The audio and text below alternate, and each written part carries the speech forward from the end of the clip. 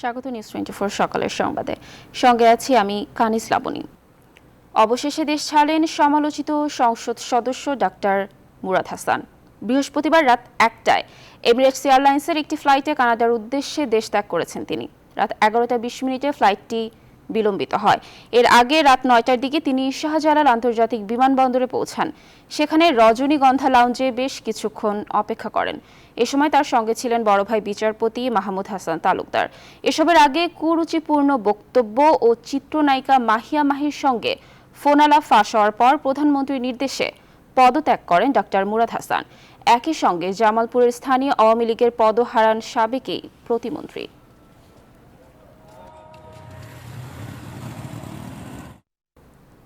দেশজুড়ে আলোচনায় থাকা রাজশাহীর কাটাখালী পৌরসভার মেয়র আব্বাস আলীকে সাময়িক বরখাস্ত করেছে স্থানীয় সরকার মন্ত্রণালয়।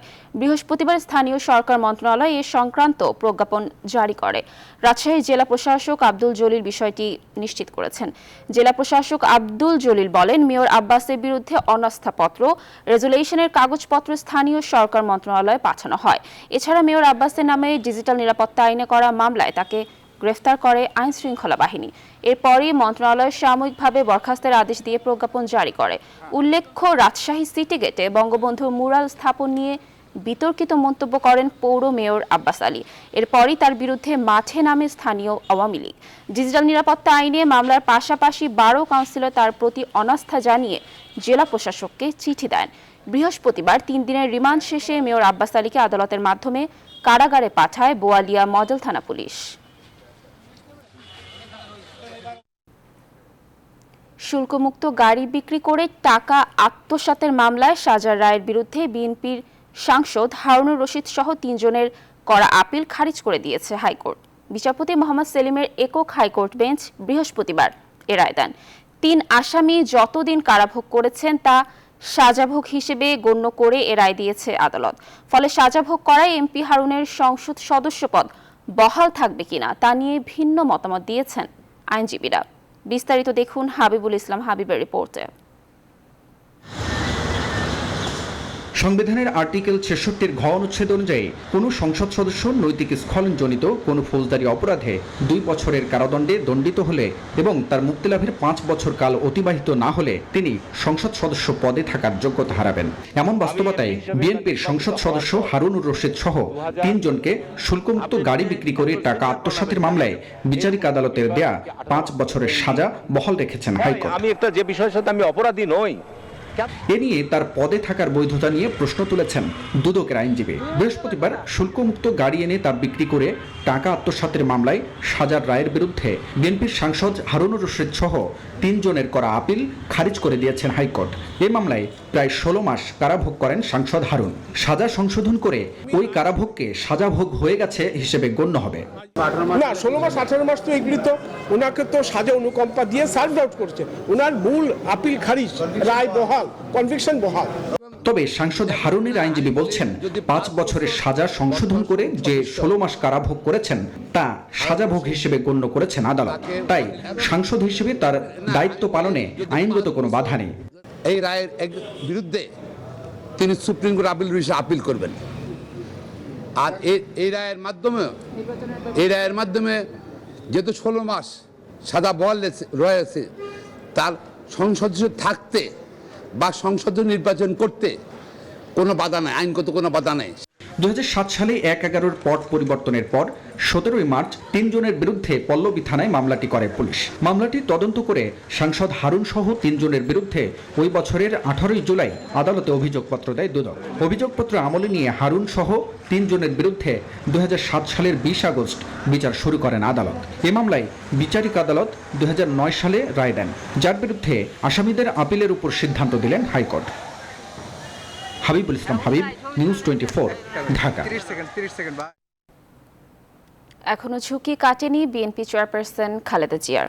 তার চিকিৎসকরা জানিয়েছেন, লিভার সিরোসিসে আক্রান্ত সাবেক এই প্রধানমন্ত্রী দেহে মাঝে মাঝেই রক্তক্ষরণ হচ্ছে।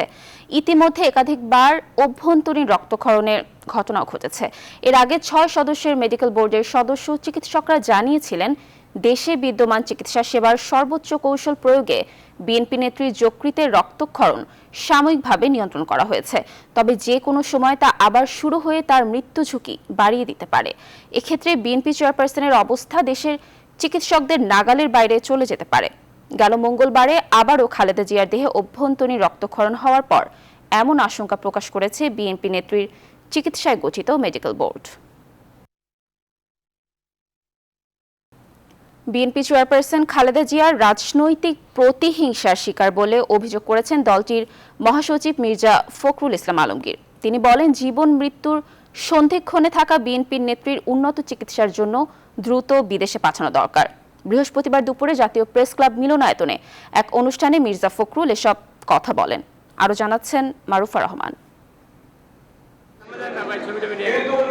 বৃহস্পতিবার এই আলোচনা সভায় বক্তারা জোর দাবি জানান বিএনপি চেয়ারপারসনের উন্নত চিকিৎসার জন্য বিদেশে যাওয়ার অনুমতি দিতে। তারা বলেন, শুধুমাত্র রাজনৈতিক প্রতিহিংসার কারণেই খালেদা জিয়াকে বিদেশে চিকিৎসার জন্য যেতে দেওয়া হচ্ছে না।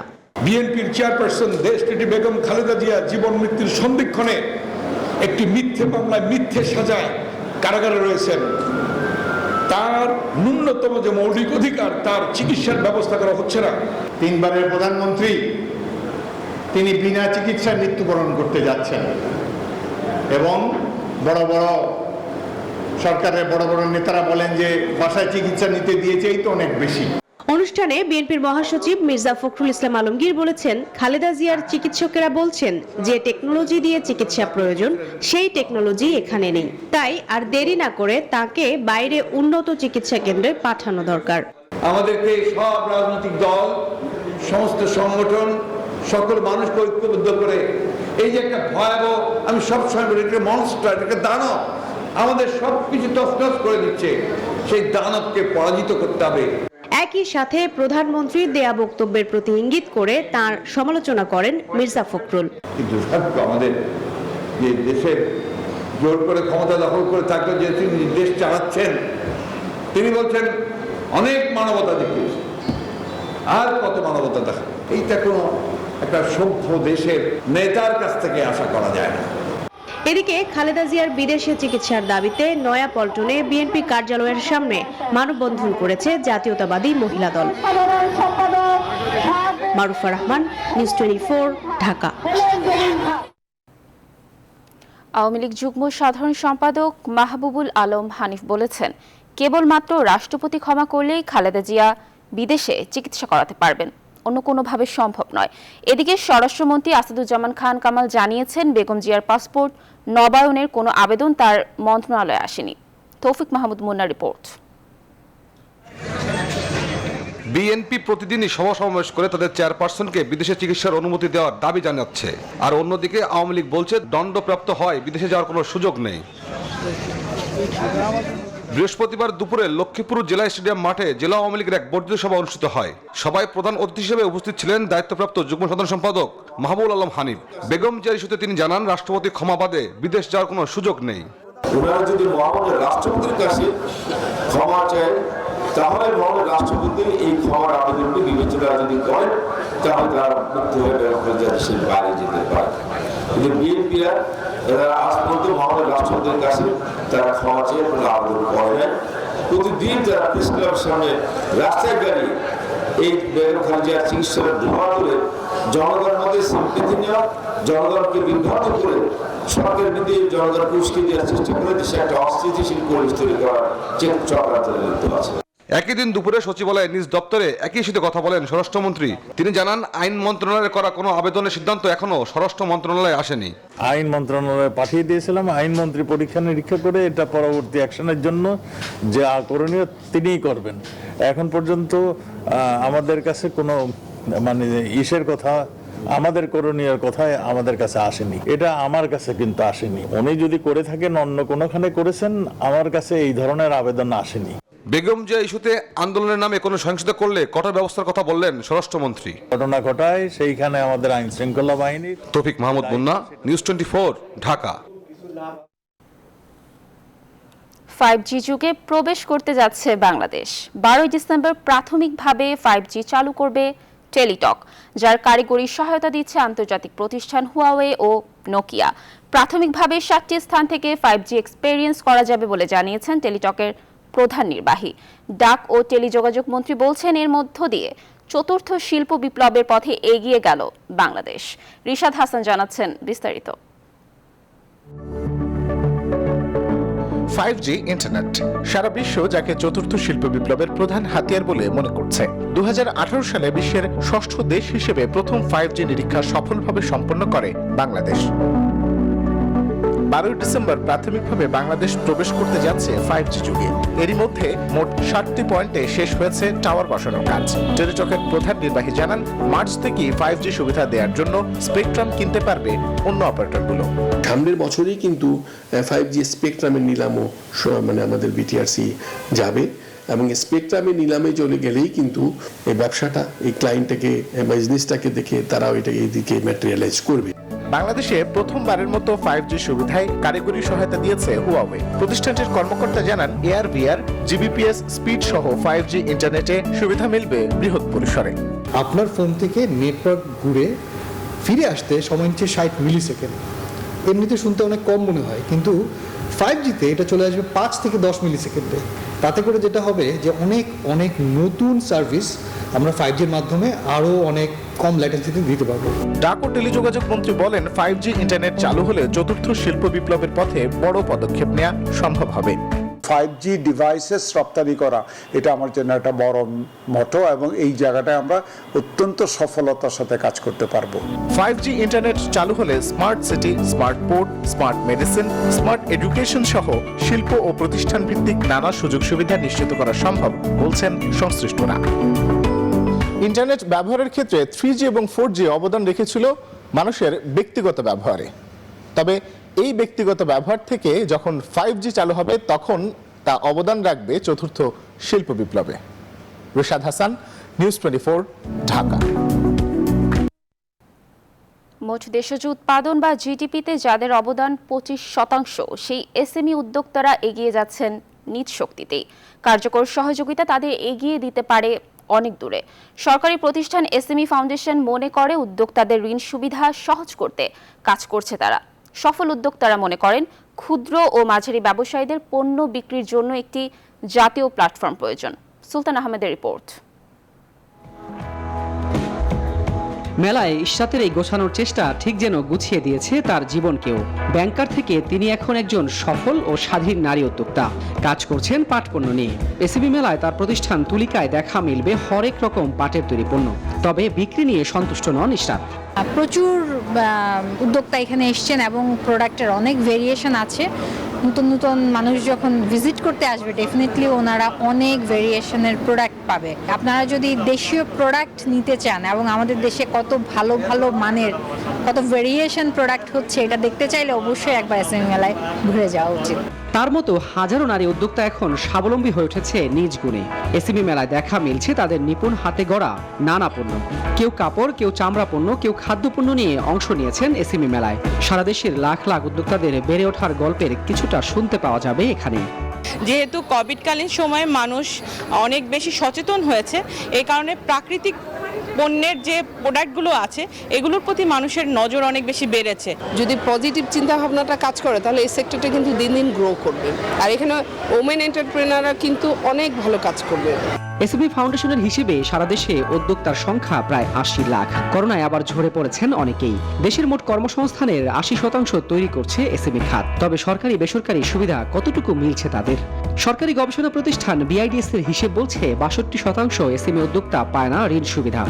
আমাদের R&D, ইনোভেশন এবং প্রোডাক্ট ডেভেলপমেন্ট এখানে একটা বড় ঘাটতি আছে। আমাদের এসএমইরা যে পণ্যগুলো তৈরি করছে, তারা যাতে তাদের পাবলিক প্রকিউরমেন্ট পলিসির সুযোগটা পেয়ে তাদের বাজারটা অন্তত স্থিতিশীল হয় এবং নিশ্চিত হয়। প্যাকেজ এই শিল্পের সাথে সংশ্লিষ্ট কর্তৃপক্ষের মাধ্যমে সরাসরি বণ্টিত হবে, এবং আমি আশা করি এর মধ্য দিয়ে ক্ষুদ্র মাঝারি শিল্প খাতের নতুন ব্যবসা সম্প্রসারণ, বর্তমান ব্যবসার ক্ষেত্রে আর্থিক যে সংকট আছে তা মোকাবেলা করা এবং পণ্য এবং সেবা বাজারজাতকরণের ক্ষেত্রে গুরুত্বপূর্ণ ভূমিকা পালন করবে। শুধু তৈরি পোশাক নয়, সুযোগ পেলে এসএমই উদ্যোক্তাদের তৈরি পণ্য বিশ্ববাজারে রপ্তানি বাড়াবে বলে মনে করেন সংশ্লিষ্টরা। সুলতান আহমেদ, নিউজ 24, ঢাকা। আগামী 12 ডিসেম্বর উত্তরা থেকে প্রথমবারের মতো আগারগাঁও পর্যন্ত চলবে মেট্রো রেল। ওই দিন সকাল 11টায় মেট্রো রেলটি আগারগাঁও স্টেশনে এসে পৌঁছাবে। বৃহস্পতিবার অনলাইন ব্রিফিংয়ে এ তথ্য জানান মেট্রো রেলের ব্যবস্থাপনা পরিচালক MAN সিদ্দিক। বলেন, এরই মধ্যে আগারগাঁও পর্যন্ত 90% কাজ শেষ হয়েছে। আগামী বছরের ডিসেম্বরে যাত্রী পরিবহন সম্ভব হবে বলেও জানিয়েছেন তিনি। প্লাবন রহমানের রিপোর্ট দেখুন বিস্তারিত। রাজধানীর বুকে মেট্রো রেলের এই চলাচল এখন অনেকটাই স্বাভাবিক। পরীক্ষামূলকভাবে উত্তরা থেকে মিরপুর পর্যন্ত এখন প্রতিদিনই এভাবেই ছুটে চলছে মেট্রো রেল। সরকারের ঘোষণা অনুযায়ী আগামী বছরের ডিসেম্বরে উত্তরা থেকে আগারগাঁও পর্যন্ত যাত্রী নিয়ে চলবে মেট্রো রেল। এবার সেই আগারগাঁও পর্যন্তই পরীক্ষামূলকভাবে প্রথমবারের মতো মেট্রো রেল চলবে আগামী 12 তারিখ রবিবার। আগামী 12 তারিখ সকাল 11টার সময় বাংলাদেশের যে প্রথম মেট্রো ট্রেন, সেটার আগারগাঁও পর্যন্ত যে পারফরমেন্স টেস্ট, 11টার সময় ট্রেনটা এখানে আসবে। 15 থেকে 20 মিনিট সেখানে অপেক্ষা করে তারপরে আবার ব্যাক করে যাবে। সেখানে যারা আগ্রহী আছেন, আপনারা প্রত্যক্ষ করতে চাইলে একটু আসবেন। বৃহস্পতিবার এক ভার্চুয়াল ব্রিফিং এ মেট্রো রেলের ব্যবস্থাপনা পরিচালক আরো জানান, এরই মধ্যে উত্তরা থেকে আগারগাঁও পর্যন্ত প্রায় 90% কাজ শেষ। এই 11.73 কিলোমিটার অংশে বসে গেছে রেলওয়ে ট্র্যাক। স্টেশনগুলোর কাজের অগ্রগতিও সন্তোষজনক। এখন 7টি ট্রেন পরীক্ষামূলক চলাচলের বিভিন্ন পর্যায়ে রয়েছে বলেও জানান MAN সিদ্দিক। মানে একটা ট্রেন চলার পরেই তারপরেই ট্রেনটা যাত্রী নিয়ে চলাচলের জন্য উপযুক্ত হয় না।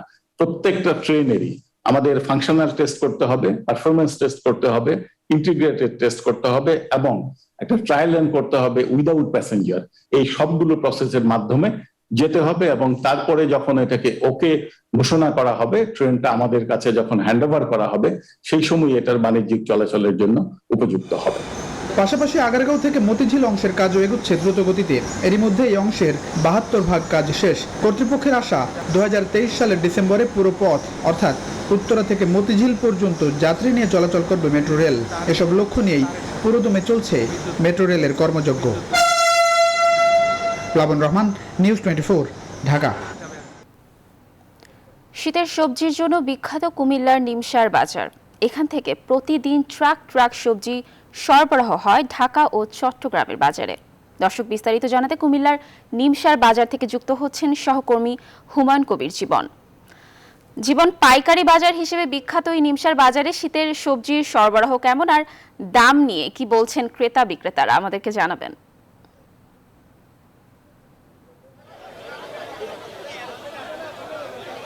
জি লাবণী, আপনাকে অসংখ্য ধন্যবাদ। শুভ সকাল। আমি আছি কুমিল্লার সবচেয়ে এই অঞ্চলের বড় বাজার নিমসার পাইকারি কাঁচা বাজারে এসেছি। এখানে এসে আমি যেটি দেখেছি যে এবং জানতে পেরেছি যে এই বাজার থেকে কিন্তু ঢাকা, চট্টগ্রাম সহ দেশের বিভিন্ন প্রান্তে কিন্তু এখানকার সবজি ট্রাকে করে চলে যাচ্ছে এবং আমরা যেটি জানেছি যে এখানকার যে সবজি দেশের বিভিন্ন প্রান্তে নেয়ার জন্য দূর দূরান্ত থেকে এখানে ক্রেতারা আসছেন এবং এখান থেকে যারা আড়তদার রয়েছেন, এখানে অনেক বড় বড় আড়ত রয়েছে এবং বিশেষ করে আসলে শীতকালীন সবজির সময় এই নিমসার বাজার পুরোপুরি জমজমাট হয়ে ওঠে এবং সেখানে কিন্তু আসলে আমরা দেখেছি যে প্রতিদিনে কিন্তু এই নিমসার বাজারে কোটি টাকার বেচা কিনা হয় এবং আসলে হয়তো আপনার ছবিতে দেখছেন যে এখানকার যে সকালের যে চিত্র, সেটি হলো যে এই জেলার কৃষকরা প্রতিদিনই ভোর থেকে এখানে ফসলের জমি থেকে বিভিন্ন রকমের সবজি তারা নিয়ে আসছেন এবং এই শীতকালীন সবজির কিন্তু এখন পুরোই ভরপুর এই নিমসার বাজারে আমরা দেখছি এবং আমরা একটি অংশে আছি। এখানে কিন্তু এই নিমসার বাজারটি অনেক বড়। ঢাকা চট্টগ্রাম মহাসড়কের পাশে কুমিল্লায় বুড়িচংয়ে অবস্থিত এই নিমসার বাজার এবং আমরা লক্ষ্য করেছি এখান থেকে আসলে যারা আড়তদার রয়েছেন তাদের কাছ থেকে আসলে বিভিন্ন রকমের দামাদামির পর কিন্তু ট্রাকে করে ব্যবসায়ীরা নিয়ে যাচ্ছেন এবং যারা কৃষক তারাও কিন্তু আসলে অনেক খুশি যে এই বাজারে এসে তারা তাদের যে কৃষি বিক্রি করতে পারতেছেন এবং তারা আসলে কিন্তু এই কাঁচা শাকসবজি তারা এখানে আনার পরে তাদের ন্যায্য মূল্য পাচ্ছেন বলে আমাকে জানিয়েছেন। তো আমরা একটু কথা বলতে চাচ্ছি, এখানে একজন ব্যবসায়ী আছেন, এই বাজারে তিনি ব্যবসা করছেন। আচ্ছা, এই নিমসার বাজার কিসের জন্য বিখ্যাত এবং এই নিমসার বাজারে কি কি পাওয়া যায়, কারা আসে? নিমসার শীতকালীন সবজির জন্য নিমসার বাজার বিখ্যাত এবং আমাদের উত্তরবঙ্গের মালামাল দিয়ে নিমসার বাজার চলে। নিমসার বাজারে যতজন ব্যবসায়িকগুলো আছে সবগুলা আমাদের এখান থেকে ঢাকা, চট্টগ্রাম, এখান থেকে চিটাং, সিলেট, কুমিল্লা, কয়েকটা জায়গার মধ্যে যায়, নোয়াখালী, ফেনী, লক্ষ্মীপুর, রায়পুর, এখান থেকে বিভিন্ন জায়গার মধ্যে মালামাল যায়। এখানের উত্তরবঙ্গের থেকে মালামাল আসে। আমাদের জায়গার কিছু স্থানীয় সবজি আছে, সবজিগুলা নিয়ে আমরা সবাই আনন্দিত এবং এই যে জায়গার মধ্যে যায় সব ব্যবসায়িক সব লাভবান জনকের মধ্যে আছে ইনশাল্লাহ। সব বাজারের যে অন্তর্ভুক্ত যে ব্যক্তিগুলা সবাই ইনশাল্লাহ ভালো আচার আচরণের মাধ্যমে বাজার চলে এবং বাজার যে নিয়মগুলি এগুলো সবকিছু। ধন্যবাদ আপনাকে। আপনি শুনছিলেন যে এখানকার যিনি ব্যবসায়ী তিনি বলছিলেন যে এই নিমসার বাজার কিন্তু কুমিল্লা অঞ্চলের জন্য অনেক বড় একটি বাজার এবং এই বাজার থেকে কিন্তু দেশের বিভিন্ন প্রান্তে কাঁচা সবজি যাচ্ছে। তো সবকিছু মিলিয়ে আসলে এই বাজার থেকে প্রতিদিন কোটি টাকার শাকসবজি বেচা কিনা হয় এবং এখানকার মানুষ অনেক খুশি এবং কুমিল্লা জেলার বিভিন্ন উপজেলা থেকে যারা কৃষকরা আসেন এই সকালবেলায় তারা আসলে নির্ধারিত মূল্যে বিক্রি করতে পেরে তারা অনেক খুশি। তো সবকিছু মিলে এই ছিল আমার কাছে সর্বশেষ। ধন্যবাদ জীবন আমাদের সাথে যুক্ত হওয়ার জন্য। দর্শক, কুমিল্লার নিমসার বাজার থেকে শীতের সবজির সর্বশেষ কি খবর রয়েছে এটা জানাচ্ছিলেন আমাদের সহকর্মী। লঘুচাপের প্রভাব কাটতে না কাটতেই শীত জেঁকে বসেছে দেশের উত্তরের জেলাগুলোতে। প্রতিদিনই কমছে তাপমাত্রা। দর্শক, বিস্তারিত জানাতে দিনাজপুর থেকে যুক্ত হচ্ছেন আমাদের সহকর্মী ফখরুল ইসলাম পলাশ। পলাশ, দিনাজপুরের শীতের তীব্রতা কতটা আর আবহাওয়া অফিস কি বলছে এ ব্যাপারে আমাদেরকে জানাবেন। আপনাকে আসলে অনেক শুভেচ্ছা জানাচ্ছি এবং সেই সাথে জানিয়ে রাখি যে দিনাজপুরে কিন্তু প্রতিদিনই কিন্তু ধীরে ধীরে কিন্তু তাপমাত্রা কমছে এবং আপনি জানেন যে একেবারে উত্তরের জেলা দিনাজপুর এবং এখানে কিন্তু শীতের তীব্রতা থাকে অনেক বেশি। তো আমি আবহাওয়া অফিসের সাথে কথা বলেছি, তারা বলছে যে গত কয়েকদিনের তুলনায় কিন্তু প্রায় 2 থেকে 3 ডিগ্রি সেলসিয়াস কিন্তু তাপমাত্রা ইতিমধ্যে কমে গেছে। গতকালকে আমরা দেখেছি 15.5 ডিগ্রি সেলসিয়াস তাপমাত্রা সর্বনিম্ন রেকর্ড করা হয়েছে এই জেলায় এবং প্রতিদিনই কিন্তু তারা বলছে যে কমবে এবং এই আমরা দেখেছি গতবারও কিন্তু এই সময় কিন্তু অনেকটা তাপমাত্রা নিচে ছিল এবং সেই সময় কিন্তু একটা শৈত্যপ্রবাহ ছিল, কিন্তু এবারও কিন্তু শৈত্যপ্রবাহ কিছুটা দেরি করে আসছে এবং আপনি যেমনটা বলছিলেন যে লঘুচাপ সেটি কিন্তু কাটিয়ে উঠছে এবং শীতের তীব্রতা কিন্তু বাড়ছে। আপনি জানেন যে সবচেয়ে বিপাকে কিন্তু থাকে সাধারণ খেটে খাওয়া মানুষরা। আমি যদি একজন খেটে খাওয়া মানুষের সাথে কথা বলি যে শীত কেমন এবং আপনাদের কি অবস্থা একটু জানাবেন। শীত কদিন থেকে প্রচন্ড ধরনের বাড়তে আছে বাড়ি থেকে বাইরে হওয়া যাচ্ছে না। শীত এমন কারণে আমরা কি করব, আমরা খাটে খাওয়া মানুষ, আমরা তো বাইরে হইতেই হবে, সেই জায়গায় আমরা আবার কষ্ট করে বাইরে হচ্ছি। আপনি শুনছিলেন যে সাধারণ খেটে খাওয়া মানুষ যারা আছে তারা কিন্তু বলছে যে শীত উপেক্ষা কিন্তু তাদেরকে বের হতে হচ্ছে, কারণ তাদের জীবন জীবিকার তাগিদে কিন্তু তারা বের হচ্ছে রাস্তায়। তো এই ছিল আমার কাছে দিনাজপুর থেকে সর্বশেষ। ফিরে যাচ্ছে আপনার কাছে স্টুডিওতে। ধন্যবাদ পলাশ আমাদের সাথে যুক্ত হওয়ার জন্য। দর্শক, দিনাজপুর থেকে শীতের তাপমাত্রার যে সর্বশেষ পরিস্থিতি আমাদেরকে জানাচ্ছিলেন আমাদের সহকর্মী। ঘূর্ণিঝড় জাওয়াদের প্রভাবে বৃষ্টিতে পটুয়াখালী ও যশোরে ফসলের ব্যাপক ক্ষতি হয়েছে। এখনও পানির নিচে তলিয়ে আছে এসব জেলার নিম্নাঞ্চলের জমির আমন ধান, শীতকালীন সবজি ও রবি শস্য। এ অবস্থায় ফলন বিপর্যয়ের আশঙ্কায় দিশেহারা কৃষক। শুধু 2 জেলাতেই তলিয়ে প্রায় 40,000 হেক্টর জমির ফসল। অবশ্য সংশ্লিষ্টরা বলছেন ক্ষতিগ্রস্তদের সব ধরনের সহায়তা করা হবে। প্রতিনিধিদের তথ্য চিত্রে দেখুন ডেস্ক রিপোর্ট। এই চিত্র পটুয়াখালীর দুর্গম উপজেলার রাঙ্গাবালির। ঘূর্ণিঝড় জাওয়াদের প্রভাবে দুদিনের বৃষ্টিতে তলিয়ে গেছে এলাকার ফসলি জমি, তরমুজ সহ রবি শস্য। কৃষকরা জানান ধার দেনা করে ফসল আবাদ করেছেন তারা, অথচ অসময়ের এই বৃষ্টিতে বেশিরভাগ জমির ফসলই নষ্ট হয়ে গেছে। এখন উৎপাদন খরচ আর ঋণ শোধানোর চিন্তায় দিশেহারা তারা। 1,20,000 টাকা আড়াই কেজি, অধিকাংশ চারা আমাকে নষ্ট হয়ে গেছে। বৃষ্টিতে সব তলাই গেছে গিয়া, লোন বোন করে এখানে পর্যন্ত চালাইতে আছে। সংশ্লিষ্টরা বলছেন 15,000 হেক্টর জমির পাকা ধান ও 800 হেক্টর জমির রবি শস্য ক্ষতি হয়েছে। ক্ষতিগ্রস্ত কৃষকদের সব ধরনের সহায়তা করা হচ্ছে। মাঠ পর্যায়ে যারা উপসহকারী কৃষি কর্মকর্তা আছেন তাদের মাধ্যমে আমরা কৃষি বিভাগ পরামর্শ দিয়ে যাচ্ছি যাতে এই পানিটা দ্রুত সরানো হয়। যশোরে 2 দিনের ভারী বর্ষণে নষ্ট হয়ে গেছে শীতকালীন সবজি, আমন ধান, বীজতলা আর রবি মৌসুমের নানা ফসল। জমিতে হাঁটু থেকে কোমর পানি জমেছে অনেক জায়গায়। ফসল হারিয়ে দিশেহারা এই অঞ্চলের কৃষকরা। সরকারি সহায়তাও চান তারা। যে অবস্থা হয়ে গেছে তাতে আগামী দিন যে আমরা কি করে খাবো, প্রচুর পানি খেতে, তাছাড়া কি করে খাবো আমরা। যদি সরকার আমাদের দিকে একটু খেয়াল করে তাহলে মনে হয় আমরা কিছুটা উপশম পাবো। বৃষ্টির পানি জমিতে জমে থাকার কারণেই ফসলের ব্যাপক ক্ষতি হয়েছে। এই অবস্থায় জমি শুকানোর পরে নতুন করে আবার আবাদ করার পরামর্শ দেন সংশ্লিষ্টরা। সেচ যন্ত্র দিয়ে অথবা গামলা দিয়ে হাত দিয়ে যেভাবে পারে সেভাবে যাতে দ্রুত পানি সরানো যায় সেই ব্যবস্থা আমরা তাদের বলতেছি, পরামর্শ দিচ্ছি।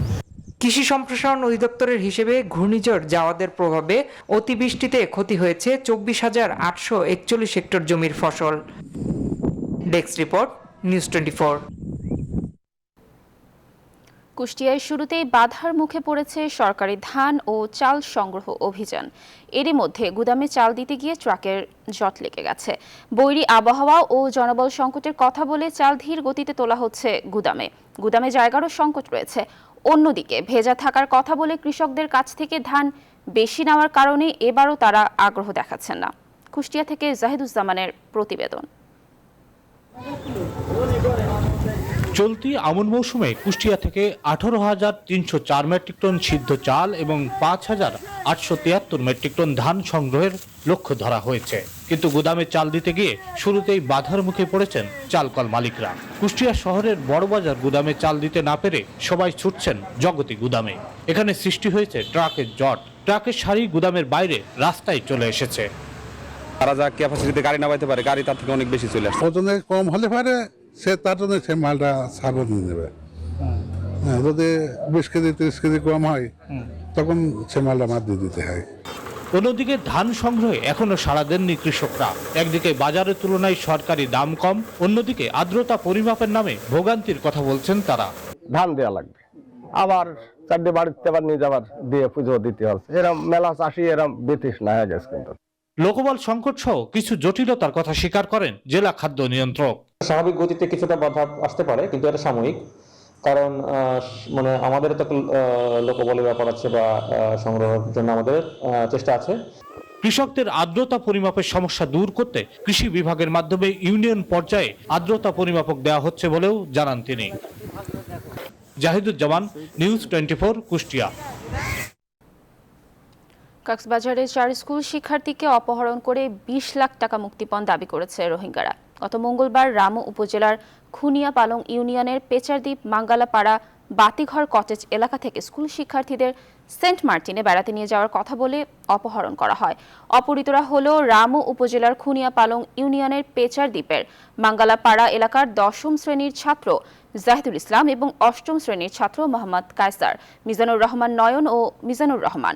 উখিয়ার সোনারপাড়া উচ্চ বিদ্যালয়ের ওই শিক্ষার্থীদের সেন্ট মার্টিন দ্বীপে ভ্রমণের কথা বলে অপহরণের পর রোহিঙ্গা সন্ত্রাসী চক্রটি শিক্ষার্থীদের স্বজনের কাছে মোবাইল ফোনে মুক্তিপণ দাবি করেছে। অভিভাবকদের কাছ থেকে অভিযোগ পাওয়ার পর থেকে অভিযান শুরু করেছে পুলিশ। আগামীকাল অনুষ্ঠিত হচ্ছে Sylhet chamber of commerce and ইন্ডাস্ট্রিজের দ্বিবার্ষিক নির্বাচন। এতে 22টি পদে 2টি প্যানেলে বিভক্ত হয়ে মোট 44 জন প্রার্থী প্রতিদ্বন্দ্বিতা করছেন। নির্বাচন সুষ্ঠু ও নিরপেক্ষ করতে এরই মধ্যে শেষ হয়েছে সব ধরনের প্রস্তুতি। চলছে শেষ মুহূর্তের প্রচারণা। সিলেট থেকে সৈয়দ রাসেলের পাঠানো তথ্য চিত্রে দেখুন ডেস্ক রিপোর্ট। জমে উঠেছে সিলেট চেম্বার নির্বাচনের প্রচারণা। সিলেট ব্যবসায়ী পরিষদ এবং সম্মিলিত ব্যবসায়ী পরিষদ নামে 2টি প্যানেল নিয়ে প্রতিদ্বন্দ্বিতায় নেমেছেন ব্যবসায়ী নেতারা। প্রচারণার শেষ পর্যায়ে চলছে মতবিনিময় সভা ও ক্যাম্পেইন। ব্যবসায়ীদেরকে নতুন সম্ভাবনার পথ দেখানোর পাশাপাশি পর্যটন সম্ভাবনা কাজে লাগিয়ে তরুণ উদ্যোক্তা সৃষ্টি ও নতুন কর্মসংস্থান তৈরির পরিকল্পনা সিলেট ব্যবসায়ী পরিষদের। ব্যবসায়ীদের বিভিন্ন সমস্যা এটা চেম্বারের মাধ্যমে কাজ করতে এটা সহজ হয়। একজন ব্যবসায়ী ভোট দিবে এই কারণেই যে আমরা ব্যবসা বান্ধব চেম্বার অফ কমার্স চাই। আমরা তরুণ প্রজন্মকে আমরা চাই কাজে লাগাতে, তাদের কর্মসংস্থান সৃষ্টি করার আমাদের মূল লক্ষ্য এবং উদ্দেশ্য। আমাদের সিলেটের যে ব্যবসার যে সম্ভাবনা দিকগুলো আছে এগুলা নিয়ে কাজ করে, বিশেষ করে আমাদের সিলেটে বর্তমান পর্যটনের যে অপার সম্ভাবনা। সিলেট চেম্বারকে আস্থার জায়গা হিসেবে গড়ে তুলতে চায় সম্মিলিত ব্যবসায়ী পরিষদ। একই সাথে কৃষিভিত্তিক শিল্পায়ন ও প্রযুক্তি নির্ভর চেম্বার প্রতিষ্ঠার প্রতিশ্রুতি তাদের। আমরা সিলেট চেম্বারকে আরো গতিশীল করার জন্য এইবার প্যানেল নির্বাচিত হলে আমরা কাজ করে যাব। যারা নির্বাচিত হবেন তারা ইনশাআল্লাহ ব্যবসায়ীদের স্বার্থে কাজ করবেন। বাংলাদেশের প্রথম চেম্বার সম্পূর্ণ অনলাইন ব্যবস্থা চালু থাকবে। সদস্যরা বাসায় বসে মেম্বারশিপের জন্য আবেদন করতে পারবে এবং মেম্বারশিপ রিনিউ করতে পারবে। নির্বাচন সুষ্ঠু, নিরপেক্ষ ও উৎসবমুখর করতে সব ধরনের প্রস্তুতি সম্পন্ন হয়েছে বলে জানান সংশ্লিষ্টরা। নির্বাচন 11 ডিসেম্বর, এই দিনের নির্বাচন সম্পূর্ণ করতে আমরা সকল প্রস্তুতি গ্রহণ করেছি। যারা ভোটার ওনারা সশরীরে উপস্থিত হয়ে ওনার ভোটার আইডি কার্ড গ্রহণ করবেন। 11 ডিসেম্বর ভোটে নির্বাচিত পরিচালকরা 13 ডিসেম্বর সভাপতি ও সহসভাপতি নির্বাচন করবেন। সকল প্রক্রিয়া শেষে চূড়ান্ত ফলাফল ঘোষণা হবে 20 ডিসেম্বর। Desk report, news 24। মুজিববর্ষ, স্বাধীনতার সুবর্ণ জয়ন্তী এবং পটুয়াখালী মুক্ত দিবস উপলক্ষে লাউকাঠি নদীতে প্রথমবারের মতো অনুষ্ঠিত হলো গ্রাম বাংলার ঐতিহ্য বিজয় নৌকা বাইচ। জেলা প্রশাসনের আয়োজনে নৌকা বাইচ দেখতে জেলার বিভিন্ন প্রান্ত থেকে হাজারো নারী, পুরুষ এবং শিশুরা উপস্থিত হন নদীর দুই পাড়ে। পরে জেলা প্রশাসক লঞ্চ ঘাটে অংশ নেওয়া দলগুলোর মাঝে পুরস্কার বিতরণ করেন। পটুয়াখালী প্রতিনিধি সঞ্জয় কুমার দাসের তথ্যচিত্রে নিয়ে দেখুন ডেস্ক রিপোর্ট। 1971 সালের 8 ডিসেম্বর হানাদার মুক্ত হয় পটুয়াখালী জেলা। সেদিন লাউকাঠি নদী থেকে লঞ্চকে পটুয়াখালী ছেড়ে পালিয়ে যায় পাক হানাদার বাহিনী। স্বাধীনতার সুবর্ণ জয়ন্তী এবং জেলা মুক্ত দিবসে সেই লাউকাঠি নদীতে মঙ্গলবার বিকেলে অনুষ্ঠিত হয় নৌকা বাইচ। হানাদার মুক্ত দিবস উপলক্ষে জেলা প্রশাসক কর্তৃক আয়োজিত নৌকা বাইচের আজকে আমার এই প্রথম, আমার জীবনেও প্রথম, এর আগে দেখি না। নৌকা বাইচ দেখলাম, যেটা দেখে আমাদের অসম্ভব ভালো লেগেছে। এটা একটা লাইফের একটা নতুন এক্সপিরিয়েন্স। প্রথমবারের মতো জেলা মুক্ত দিবস উপলক্ষে আয়োজিত এই আয়োজনকে স্বাগত জানিয়েছেন জেলার রাজনৈতিক নেতৃবৃন্দ। মনের ভিতর থেকে এই আনন্দটুকু আজকে অনুভব করলাম। দুই পারের হাজার হাজার মানুষ আজকে এই নৌকা বাইচ উপভোগ করেছে পটুয়াখালী হানাদার মুক্ত দিবস উপলক্ষে। জেলা মুক্ত দিবস উপলক্ষে নৌকা বাইচের পাশাপাশি শহরের গুরুত্বপূর্ণ স্থাপনায় আলোকসজ্জা করা হয়। আমাদের চেষ্টা ছিল যে হানাদার মুক্ত দিবসে বাংলাদেশের মানুষ যেভাবে আনন্দ উপভোগ করেছিল, আজকে নৌকা বাইচের মাধ্যমে ঠিক একই রকম আনন্দ আমরা উপভোগ করব। নৌকা বাইচে অংশ নেওয়া 6টি দলের মধ্যে মাগুরার টাইগার দল প্রথম, আতিকেত্তরি দ্বিতীয় এবং মাসিতলা তৃতীয় স্থান অধিকার করে। বিজয়ী দলগুলোকে মোটরসাইকেল, 23 ইঞ্চি টেলিভিশন এবং ফ্রিজ উপহার দেওয়া হয়। Desk report, news 24। আজ শুক্রবার বিকেলে ভারতের দিল্লির সেনানিবাসে প্রয়াত শীর্ষ জেনারেল বিপিন রাওয়াত ও তার স্ত্রী মধুলিকার শেষকৃত্য হবে। বৃহস্পতিবারে তথ্য দিয়েছে ভারতের প্রতিরক্ষা মন্ত্রণালয়। তামিলনাড়ুর সুলুর বিমান ঘাঁটি থেকে বৃহস্পতিবার বিকেলে ভারতীয় বিমান বাহিনীর বিশেষ বিমানে জেনারেল রাওয়াত সহ দুর্ঘটনায় নিহতদের মরদেহ দিল্লিতে আনা হয়। রাতে নিহতদের প্রতি শ্রদ্ধা জানান দেশটির রাষ্ট্রপতি রামনাথ কোবিন্দ ও প্রধানমন্ত্রী নরেন্দ্র মোদী। আজ বেলা 11টা থেকে 2টা পর্যন্ত প্রয়াত প্রতিরক্ষা প্রধানের প্রতি শেষ শ্রদ্ধা জানাবেন বিভিন্ন শ্রেণী পেশার মানুষ। দিল্লি সেনা ছাউনির ব্রাড স্কোয়ার অন্ত্যেষ্টিস্থলে পূর্ণ সামরিক মর্যাদায় শেষকৃত্য হবে। একই সাথে অন্যান্য সামরিক কর্মীদের শেষকৃত্য যথাযথ সামরিক সম্মানের সঙ্গে সম্পন্ন করা হবে। নতুন ক্ষেপণাস্ত্র পরীক্ষা করল পাকিস্তান। বুধবার দেশটির নৌবাহিনী সফলভাবে এই ক্ষেপণাস্ত্রের পরীক্ষা চালিয়েছে। ইসলামাবাদের দাবি, এই ক্ষেপণাস্ত্র তার লক্ষ্যবস্তুতে নিখুঁত এবং নির্ভুলভাবে আঘাত হানতে সক্ষম হয়েছে। জানিয়েছে তারা একটি মাঝারি পাল্লার ব্যালিস্টিক ক্ষেপণাস্ত্র সফলভাবে উৎক্ষেপণ করেছে। পাকিস্তানি রাষ্ট্রীয় টিভিতে দেখানো হয়েছে একটি রকেট উৎক্ষেপণের পরপরই একদল সামরিক কর্মকর্তা এবং প্রকৌশলী উল্লাস করছেন। গেল নভেম্বরে পাকিস্তান ভূমি থেকে ভূমিতে ক্ষেপণযোগ্য ব্যালিস্টিক ক্ষেপণাস্ত্র শাহিন 1-এর সফল পরীক্ষা চালানোর পর আরও একটি ক্ষেপণাস্ত্রের সফল পরীক্ষা চালালো দেশটির নৌবাহিনী। শক্তিশালী ভূমিকম্প আঘাত হেনেছে জাপানে। রিক্টার স্কেলে যার মাত্রা ছিল 6.1। এক প্রতিবেদনে তথ্য জানিয়েছে জাপান টাইমস। প্রতিবেদনে বলা হয়, বৃহস্পতিবার স্থানীয় সময় সকালে কাগোশিমা অঞ্চলের তোকরা দ্বীপে ভূমিকম্পটি আঘাত হানে। তবে এই ঘটনায় এখনও কোনো ক্ষয়ক্ষতি বা হতাহতের খবর পাওয়া যায়নি। জাপানের ভূতত্ত্ব বিভাগ জানিয়েছে ভূমিকম্পের উৎপত্তি স্থলের গভীরতা ছিল 14 কিলোমিটার।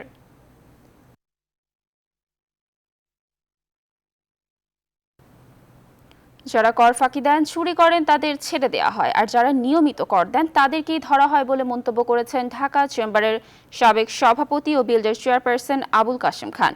বৃহস্পতিবার ইআরএফ কার্যালয়ে নতুন আয়কর আইন নিয়ে বিষয় আয়োজিত সেমিনারে এসব কথা বলেন তিনি। এ সময় দাবি করেন ব্যবসা বান্ধব পরিবেশ নিশ্চিত করতে আগাম কর প্রত্যাহার করার। বলেন আগাম কর বা এআইটি ভালো আইন নয়। যদিও জবাবে এনবিআর এর প্রথম সচিব মোহাম্মদ শহীদুল্লাহ বলেন আগাম কর তুলে নিলে তা হবে আত্মঘাতী সিদ্ধান্ত, যার প্রভাব পড়বে উন্নয়ন বাজেট ও প্রকল্প বাস্তবায়নে। অনুষ্ঠানে Dhaka chamber of commerce DCCI সভাপতি রিজওয়ান রহমান বলেন নতুন আয়কর আইনে পুঁজি বাজার ও বন্ড মার্কেট গতিশীল করতে কর ছাড় দেওয়া উচিত। বলেন একই লোকের ওপর বারবার অডিট ও হয়রানি ঠেকাতে অটোমেশন নিশ্চিত করতে হবে। Citizens of Bangladesh to have an easy way of making payment of taxes and reduce the harassment, তাহলে automatically আপনি দেখেন এই ট্যাক্স টু জিডিপি বাড়বে। অন কমপ্লায়েন্স অফ ট্যাক্স বাংলাদেশে 435 ঘন্টা, ভিয়েতনামে 384 ঘন্টা এবং ইন্ডিয়াতে 250 ঘন্টা। সো ইটস ভেরি ক্লিয়ার যে আমাদের মানে কমপ্লায়েন্স ইজ নট ইজি এবং এটার সাথে compliance cost is actually higher. Capital মার্কেটের ব্যাপারে আমি আবারও বলবো যে এক্সাম্পশন করা উচিত, নাহলে আমাদের ডেভেলপমেন্ট হবে না। আমাদের bond market is the future. Bond market is basically zero also, as you said. আমাদের লং টার্ম ইনফ্রাস্ট্রাকচার ফাইন্যান্স। জাতীয় রাজস্ব board NBR chairman Abu Hena Mohammad Rahmatul Munim বলেছেন গ্রাহকের জন্য প্রদর্শিত পণ্য মূল্যের মধ্যে মূল্য সংযোজন কর বা ভ্যাট অন্তর্ভুক্ত থাকতে হবে। মূল্যের সঙ্গে আলাদাভাবে ভ্যাট যুক্ত করা যাবে না। পণ্য মূল্যের সঙ্গে যেন ভ্যাট অন্তর্ভুক্ত থাকে তা সব জায়গায় নিশ্চিত করতে হবে। বৃহস্পতিবার সেগুনবাগিচায় এনবিআর ভবনে সংবাদ সম্মেলনে তিনি এ কথা জানান। এ সময় তিনি বলেন সরকার প্রতি বছর যে পরিমাণ রাজস্ব আহরণ করে তার 38% বেশি ভ্যাট থেকে আসে। দিন দিন উন্নয়ন বাজেটের আকার বাড়ছে, দেশের অর্থনীতি বড় হচ্ছে, বর্ধিত বাজেট বাস্তবায়নে বেশি অর্থের প্রয়োজন। এনবিআর চেয়ারম্যান জানান এবছর ভ্যাট দিবস ও ভ্যাট সপ্তাহ উপলক্ষে এনবিআর মোবাইলে SMS ভ্যাট নিয়ে জনসচেতনতা বাড়াতে গণমাধ্যমে অনুষ্ঠান, ক্রয়পত্র প্রকাশ, সেরা ভ্যাট দাতাদের সম্মাননা সহ নানা আয়োজন করেছে। আমি মনে করি যে রিটেল ভ্যাট কালেকশনের জায়গাটা বিরাট সম্ভাবনার জায়গা আমাদের রিটেল কালেকশন। যদিও ইন্ডিভিজুয়াল ক্ষেত্রে বা প্রতিটি রিটেলার বেসিসে এর পরিমাণ হতে কম, কিন্তু এর কিউমুলেটিভ ফিগারটা অনেক বড় হওয়ার সম্ভাবনা। অনুষ্ঠিত হলো জাতির পিতা বঙ্গবন্ধু শেখ মুজিবুর রহমান জাতীয় গোল্ড কাপ ফুটবল টুর্নামেন্ট ও বঙ্গমাতা শেখ ফজিলাতুন্নেসা মুজিব জাতীয় গোল্ড কাপ ফুটবল টুর্নামেন্টের সমাপনী অনুষ্ঠান। অনুষ্ঠানে প্রধান অতিথি হিসেবে ভার্চুয়ালি যুক্ত ছিলেন প্রধানমন্ত্রী শেখ হাসিনা। বঙ্গবন্ধু অনূর্ধ্ব-17 গোল্ড কাপ ফুটবলে রাজশাহী বিভাগকে হারিয়ে চ্যাম্পিয়ন হয় সিলেট বিভাগ, আর ময়মনসিংহ বিভাগকে হারিয়ে বঙ্গমাতা অনূর্ধ্ব-17 গোল্ড কাপ ফুটবলে চ্যাম্পিয়ন হয় রংপুর বিভাগ। বিজয়ীদের হাতে পুরস্কার তুলে দেন যুব ও ক্রীড়া প্রতিমন্ত্রী জাহিদ হাসান রাসেল। পুরস্কার বিতরণ শেষে প্রধানমন্ত্রী জানান দেশের উপজেলা পর্যায়ে খেলাধুলা ছড়িয়ে দিতে মিনি স্টেডিয়াম তৈরি করা হচ্ছে। এছাড়াও খেলোয়াড়দের কল্যাণে বঙ্গবন্ধু ক্রীড়া সেবী ফাউন্ডেশনকে আরও 20 কোটি টাকা দেওয়ারও ঘোষণা দেন শেখ হাসিনা। খেলাধুলার চর্চাটা যাতে আমাদের উপজেলা পর্যায় পর্যন্ত ভালোভাবে হয়, সেটা ইতিমধ্যে প্রত্যেক উপজেলায় একটা করে মিনি স্টেডিয়াম অর্থাৎ একটা খেলার মাঠ উন্নত মানের সেটা আমরা করে দিচ্ছি এই কারণে যে সেখানে 12 মাসে সবাই খেলাধুলা করতে পারবে, খেলাধুলা প্র্যাকটিস করতে পারবে, যেটা খুব প্রয়োজন। আমাদের ক্রীড়াসেবীরা অসুস্থ হয়, অসচ্ছল হয়, তো তাদের জন্য একটা তাদেরকে সাহায্য করবার জন্য একটা ফাউন্ডেশন করা হয়েছে, বঙ্গবন্ধু ক্রীড়াসেবী কল্যাণ ফাউন্ডেশন। অতি সম্প্রতি সেখানে 10 কোটি টাকা সিড মানি হিসেবে আমি দিয়েছি, কিন্তু সেখানে আমি আরো 20 কোটি টাকা সিড মানি হিসেবে আমি দেব। দর্শক, এই ছিল নিউজ 24 সকালের সংবাদে। আরো খবর ও বিশ্লেষণ জানতে ভিজিট করুন www.news24bt.tv। সবাইকে ধন্যবাদ।